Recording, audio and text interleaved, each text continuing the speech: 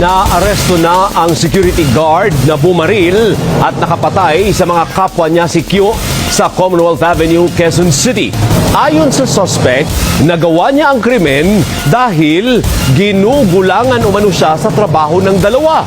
Mag-aalauna ng hapon itong Miyerkules, baril, lasing na pumasok sa opisina ng pinagtatrabahuhang car dealership sa Commonwealth Avenue, Quezon City, ang security guard na ito. Nilapitan niya ang mga nooy natutulog na kapwa si Q. At magkasunod niyang binaril, detowa. Ang suspect, binalikan pa ang isa sa mga biktima bago tuluyang lumabas. Matapos ang may higit 10 minuto, sumakay ng taxi ang suspect. Tondo tayo, sir. Saan? Tondo. Tondo? Apo, Divisoria. Tila balisa ito at nagmamadali. Bigyan kita 2,000. 2,000 pakyan. Emergency kasi, kailangan ko umuwi sa amin.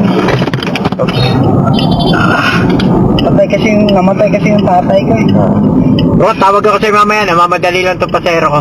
Ang dashcam at ang mga CCTV footage ang sinundan ng QCPD na nagresulta sa pagkakaaresto sa suspect kaninang umaga sa Barangay 241 sa Tondo, Maynila. Napicturean po siya at trinace natin yung taxi agad. It so happen na from Quezon City lang po yun. Nakausap agad natin yung may-ari at yung driver at sinamahan, pinakita po yung dashcam. Doon na po tayo kumuha ng yung follow-up natin, doon na po tayo nag-focus. Hanggang nakita natin from Tutuban, naglakad siya, sumakay siya ng nung dipadjak na bisikleta at na-trace natin kung saan siya umuwi. Aminado ang suspect sa nagawang krimen. Kwento niya, mag-aalas 9 ng umaga nang magkayayaan sila ng mga biktima na mag-inuman. Pero sa gitna ng inuman, bigla umano silang nagkainitan na nauwi sa suntukan. Dito po ako sa gitna, magkatabilaan po sila. Yung isa po, masama na po yung tingin, kaya lumaylo na ako. Sabi naman ni Ois, ikaw, parang lagi ka nang umaalma sa akin, nagrereklamo ka. Sabi ko, bakit ako hindi ako magrereklamo, sir? Oras ng palitan natin is 6 o'clock. Lagi kayong late, 6:30 o 7 o'clock ay darating. Lugi naman po ako nun.